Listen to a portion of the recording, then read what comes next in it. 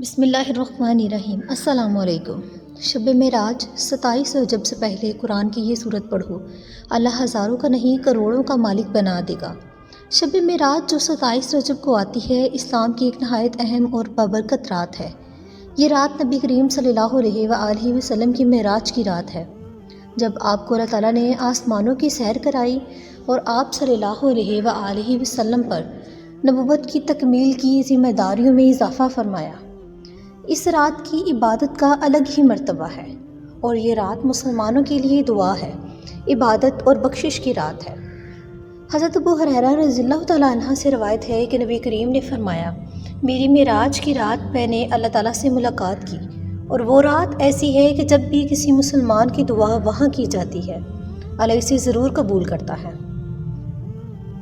شب معراج میں اللہ تعالیٰ نے میری امت کے لیے 5 چیزیں عطا کیں۔ روزے فرض کیے، نمازیں فرض کی گئی، نبی کریم صلی اللہ علیہ وآلہ وسلم کو شفاعت کا حق دیا گیا، امت کے گناہوں کی مغفرت کی گئی، اور جنت میں درجات بلند کی گئی۔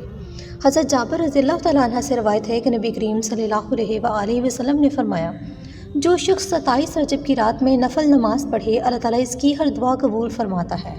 حضرت عبداللہ بن عباس سے مروی ہے کہ نبی کریم نے فرمایا، جو شخص شب معراج میں ذکر کرے گا اور عبادت کرے گا، اللہ اسے جنت کے دروازوں میں سے قریب کر دے گا۔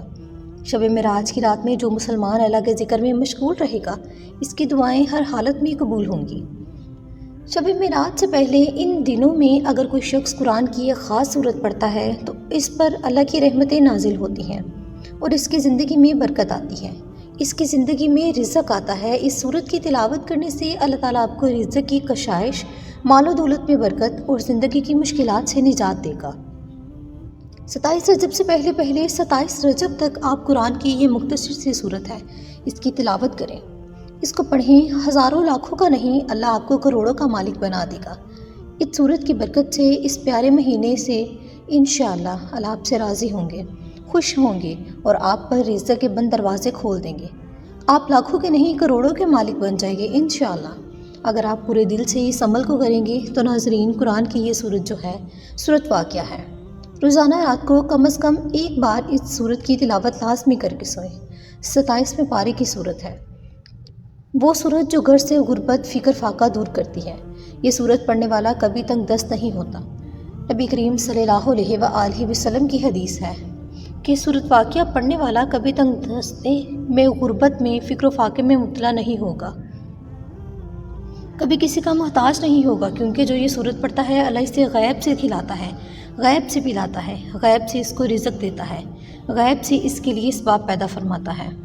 اس سورت کی تلاوت لازمی کریں، اس سے شیئر کریں، ویڈیو کو لائک کریں، چینل کو سبسکرائب کریں۔ جزاک اللہ۔